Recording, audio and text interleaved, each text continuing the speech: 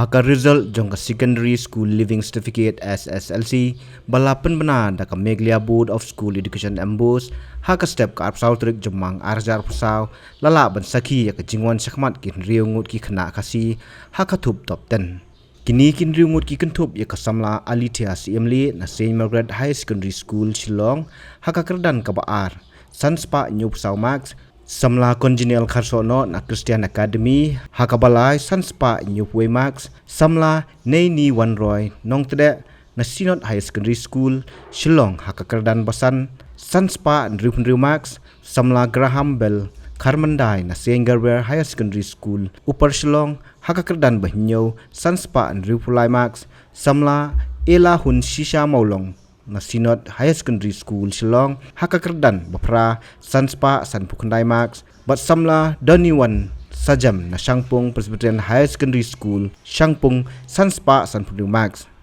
ya kakerdan Nyngkong na pedeng kispongut jong Resol SSLC balabat biang da Sherwood School Tura lengbau Samla Anuj Chatri ubalayo kur sanspa nyupsan max ya kakerdan pasau labat da artli school ka Samla Aimi Azora ji Momen na Saint Xavier Secondary School Tura bat wan ma sangma na Saint Thomas High Secondary School mendi pathar bat baro arngut kilayo sanspa nripu pramax katbai kakerdan bahan riupat labat da school All Saint Diocesan High Secondary School Shillong lengba ka Samla Prantikadep bat ka Sherwood School Tura lengba Samla Ayumi M Momen kibayo khur sanspa nripusan max ya kakerdan bapra da art league school bat na pedeng ka Samla Khasi ka Samla Shabnam Sheikh sanspa san pukandai max na ka Semiris Higher Secondary School Shillong bat hakakerdan bakandai labat da ka school Arivoli High Secondary School Tura lengba usamla Ubadia Naman bi Stangma layo sanspa san punyo max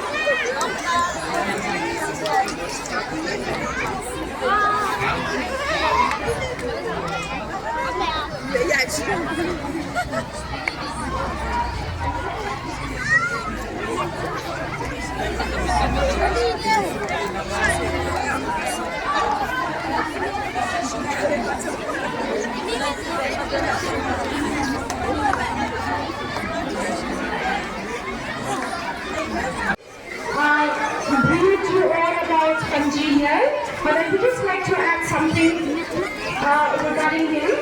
He has always been consistent. He has put in his hard work. He has been joining. He has been very, very hardworking. And today he has reaped what he has sowed. Okay, and nothing comes easy. He has been able to be in the third position. It's all because of hard work. This, I would say, is a motivation for all of you. Okay, we want you to follow this example and congratulations one more time. Continue.